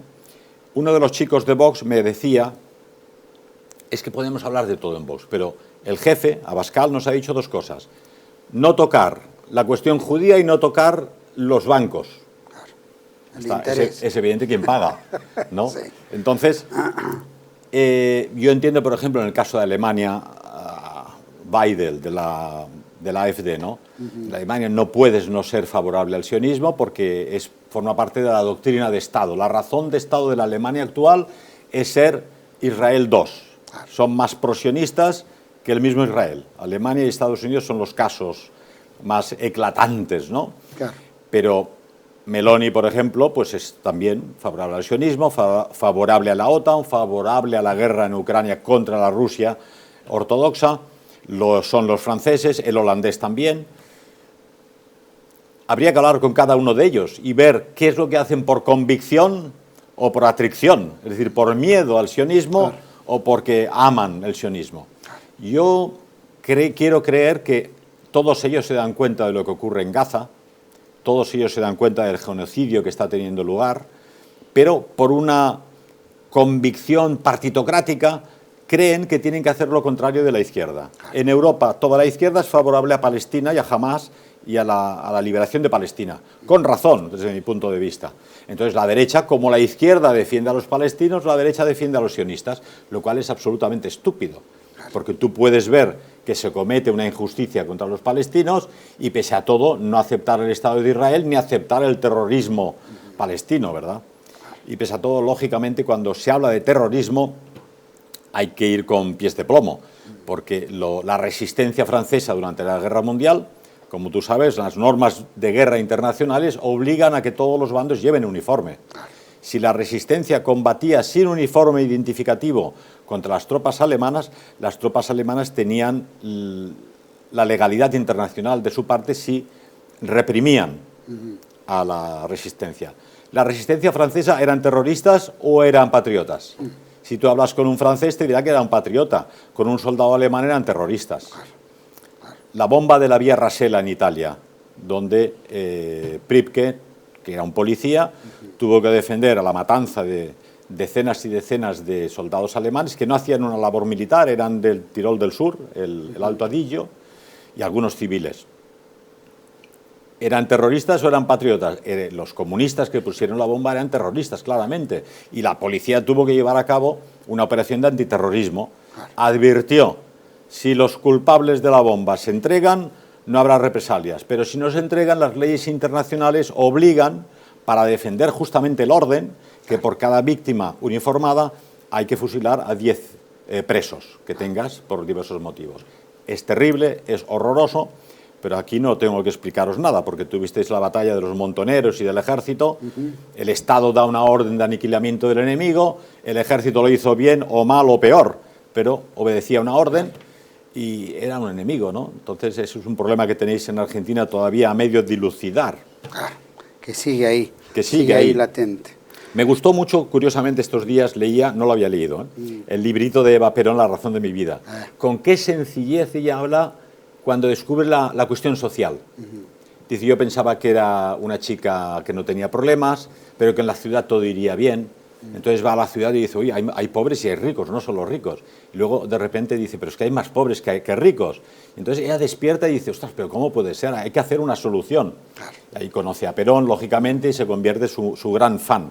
Pero ese despertar de la razón social de Eva Perón cuando ve a los pobres es el despertar que tuvo Hitler cuando vio en Viena y en Alemania a los pobres que morían de hambre y que cobraban 1 millón de marcos, iban corriendo a buscar un trozo de pan, porque al día siguiente valía 2 millones de marcos el trozo de pan, ¿verdad?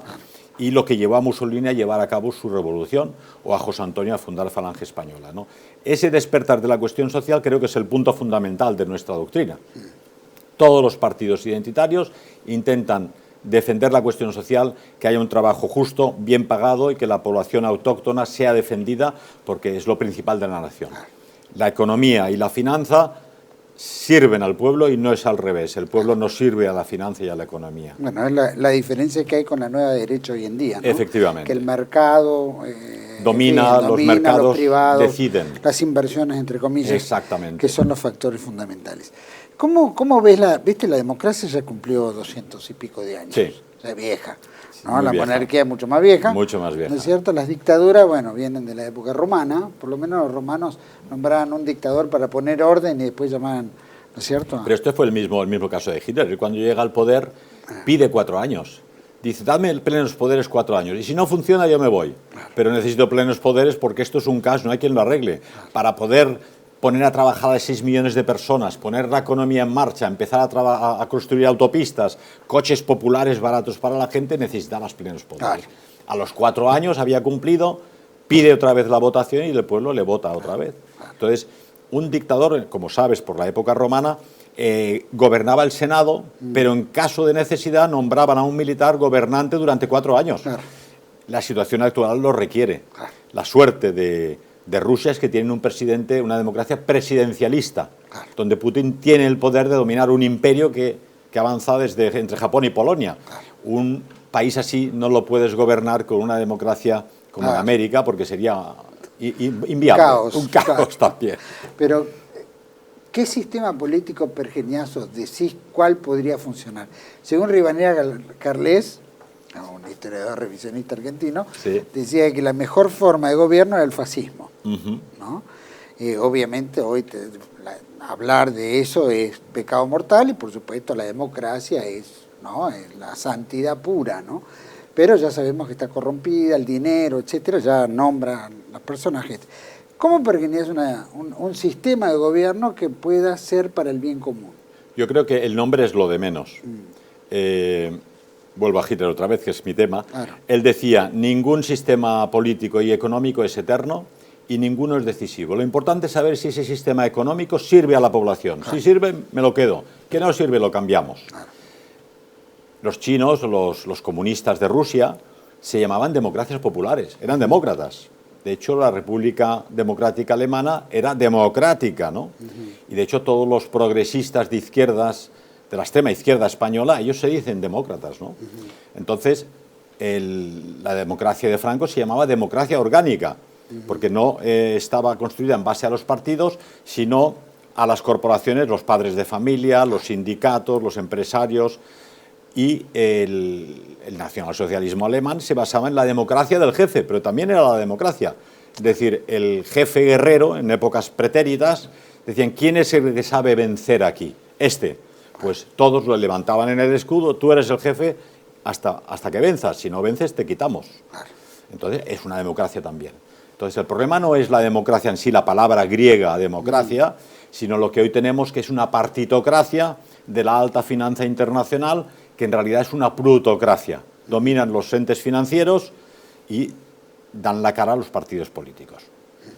Me explicaba el otro día el amigo Braide, que ha escrito un libro sensacional que recomiendo, La escatología de la historia, que ya en su momento una brillante mente judía explicó que había que dividir el poder en tres: legislativo, judicial y ejecutivo. Detrás, dividirlos en partidos políticos, pero detrás de todos ellos tener la banca y la finanza, el Banco de Inglaterra, y los demás que fueran jugando. Ellos tenían el poder de crear el dinero, ¿verdad? Entonces, eso es lo que tenemos hoy en día. Es una plutocracia donde dominan el dinero y los dueños del dinero, y los demás solo son comparsas. Ahora, si tú me dices, el sistema humano de gobierno, mira la naturaleza. ¿Quién gobierna con los elefantes? El elefante que encuentra el agua, el elefante que sabe dónde hay comida. Y entre los leones, el león que gobierna lleva a la manada al éxito. ¿Por qué ha de ser diferente con el ser humano? En los guerreros antiguos, los monarcas, el rey, era un guerrero, el que llevaba al éxito, ¿no? Entonces, en la historia de la humanidad, incluso en Asia o en África, esto lo explica muy bien el amigo Denis Martos en sus libros, solo hay dos sistemas de gobierno: monarquía o república, en todas las épocas. Todas han funcionado a su manera, ¿no? Pero se ha evidenciado que con la monarquía se han creado más grandes cosas. Pensad en los gobiernos actuales, ¿quién habría hecho el Palacio de Versalles en Francia? ¿Quién habría creado el Partenón de Atenas en Roma? En Atenas. O el Partenón de Roma. ¿Quién habría creado el Vaticano? ¿Quién habría creado el Valle de los Caídos o el Escorial en España? Los castillos del Luis II, el rey loco, Neuschwanstein, ¿no? Si lo habéis visto, precioso, ¿no? Le llamaron loco, pero Baviera vive hoy gracias al rey loco. Entonces, eso en una democracia partitocrática es imposible, porque los partidos políticos y sus politicastros gobiernan para 4 años. Y si consiguen sobrevivir los 4 años, las deudas las dejan para el que venga después. Es imposible crear 4 años, algo grande, si solo estás trabajando 4 años pensando en llenarte los bolsillos y en ver cómo fastidiar al partido contrario, ¿verdad? Entonces, instintivamente, si tú me dices, ¿cuál es el mejor gobierno? El gobierno es el de la autoridad y el del jefe. Se llame monarquía o no, pero es el principio del jefe, que es lo que funciona en todas partes. No hay ninguna empresa humana, una fábrica de coches, una fábrica de aviones, una fábrica de cohetes, que funcione con un parlamento democrático. Allá hay un ingeniero que sabe, un empresario que arriesga el dinero y que dice esto se va a hacer así, Elon Musk, ¿no? Y con esto llegamos a la estratosfera. Bueno, él lo sabe y ordena, lógicamente. Y los demás obedecen. Protego ergo obligo, decían los romanos. Si tú me obedeces, yo te pago. Pero vamos hacia allí. Imagínate que tuvieran que decidirlo todo en un parlamento. ¿Vamos a Marte o vamos a la Luna? No, yo también quiero ir. No, el negrito que está limpiando los baños quiere ir también. Bueno, pues que vaya. Un desastre absoluto. Sin duda. Entonces, es la lógica. En política es la lógica. Y si eso funciona para las empresas económicas y para la naturaleza, el ser humano, que es tan complicado, ¿cómo va a funcionar con una lucha entre partidos políticos donde el poder está dividido y la banca domina definitivamente detrás de todos ellos? No tiene lógica alguna. Pues sabés que hay, por supuesto que no tiene lógica con muchas cosas, ¿no? O sea, vemos la Agenda 2030, se hace un poquito larga la entrevista, pero tenemos que... Tú censura lo que quieras, luego editáis, cortáis...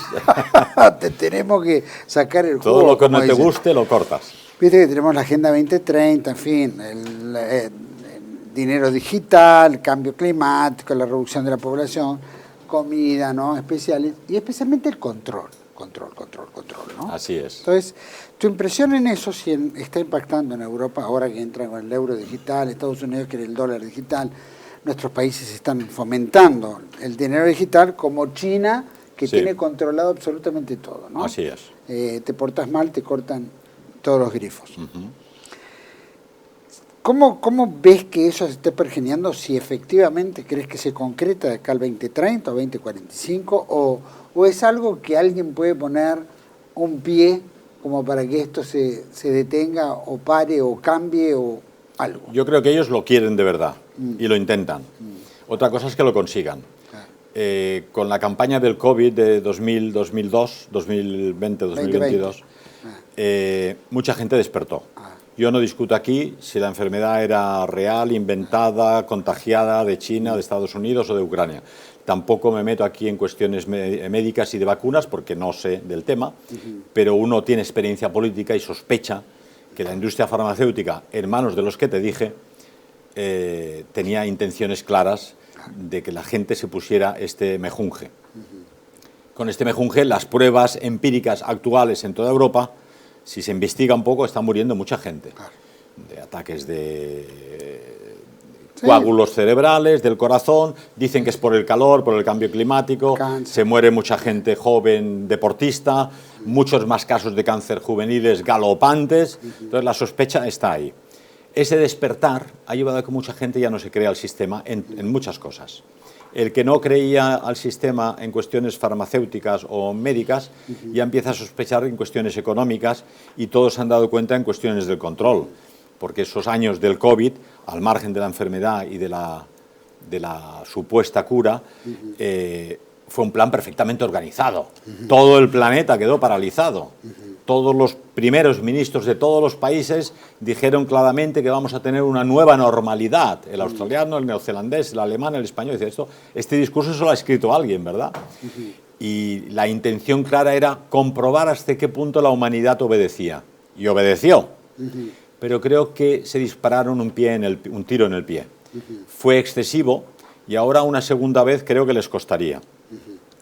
Hay mucha gente que se da cuenta que el sistema tiene un interés especial en controlar. Por ejemplo, en Inglaterra han puesto cámaras de televisión en todas las calles, miles de cámaras. En todos lados. Hay grupos de jóvenes ingleses que con caperuza de noche suben, los arrancan y los destruyen, ¿verdad? Hay gente trabajando duramente para evitar que impongan el euro digital, o el dólar digital, o la moneda digital.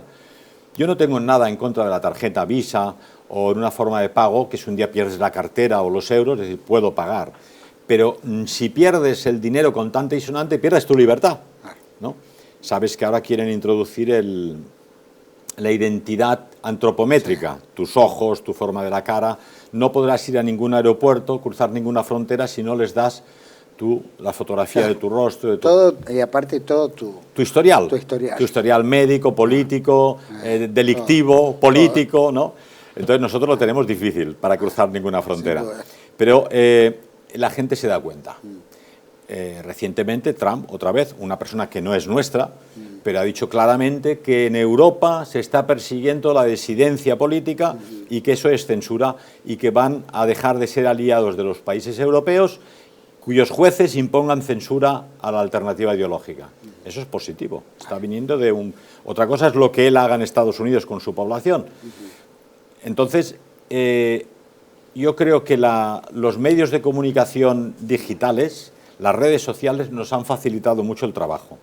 Hace 30 años leías Le Figaro, Frankfurter Allgemeine, La Vanguardia o el New York Times. Si te llegaba en revista. Ahora tienes mucha información, por eso podemos saber lo que ocurre en Gaza con los palestinos. Es cierto que hay mucha basura también. Hay que ir con pinzas, recoger de Internet aquello que te parezca serio y comprobarlo por partida triple.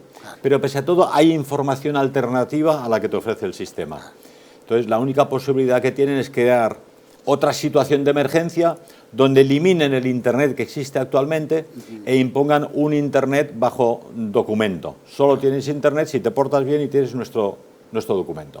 Pero eso será una revolución popular. Entonces yo creo que ahora la gente está bastante rebotada por la situación económica, por la disolución de las poblaciones autóctonas, por la disolución del campesinado en Europa, que no nos permitirá ser autárquicos con los alimentos, por el control monetario, por el control digital, y ante ese rebote de la población donde se une gente alternativa, de derecha, de la extrema derecha, de la extrema izquierda, donde ya abandonan sus antiguas diferencias y dicen tenemos un enemigo común, que es el alto poder financiero que intentan controlar el mundo. Eso lo vimos, bueno, por supuesto, viste. China, uno entiende que viene de un régimen comunista. Totalmente. Los tenían carpiendo tenía a todos, claro. Tiananmen Square, bueno, se pillaron a todos. Todo ello, que se imponga todo este sistema en China, era lógico. Era lógico. No es sorprendente. Que lo hagan en Europa, que lo hagan en América, que lo hagan en otros Las lugares grandes donde, democracias. entre comillas, hablan de tanto, se ufanan de la libertad. Exacto. ¿No? ¿Hasta qué punto esa libertad existe? Que no existe.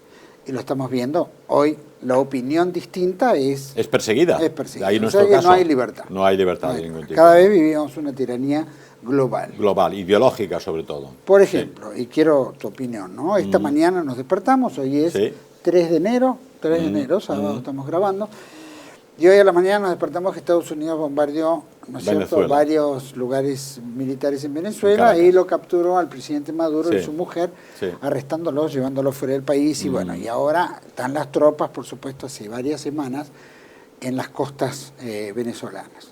Pero estamos viendo esto entendemos que era un dictador, que tal vez era un payaso en muchos aspectos por su comportamiento, sus opiniones, su forma de ver, no era un tipo capacitado para gobernar, pero tampoco compartimos que venga un Juan Pistola, como el caso de Donald Trump, y haga lo que se le dé la gana, porque es como abrir la puerta a hacerlo en Venezuela, mañana en, qué sé yo, en Chile, en Argentina, donde se le dé la gana.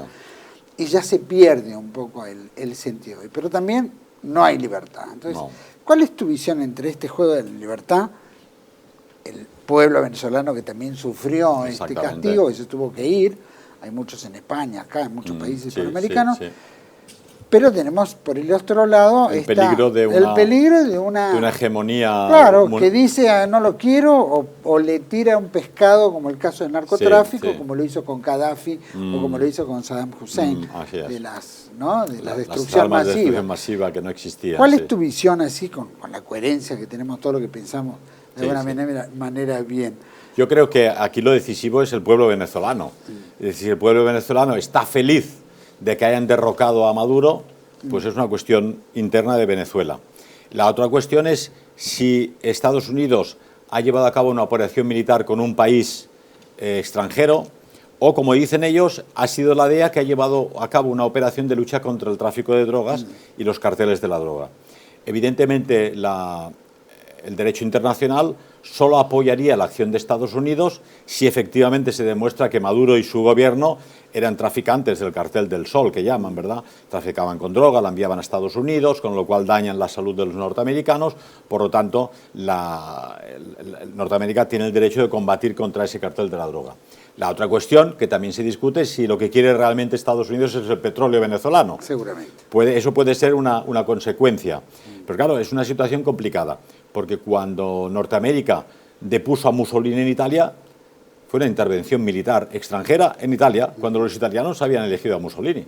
Cuando intervinieron en Alemania, depusieron a Hitler, pero los alemanes estaban con Hitler hasta ese momento, ¿verdad? Es una constante histórica.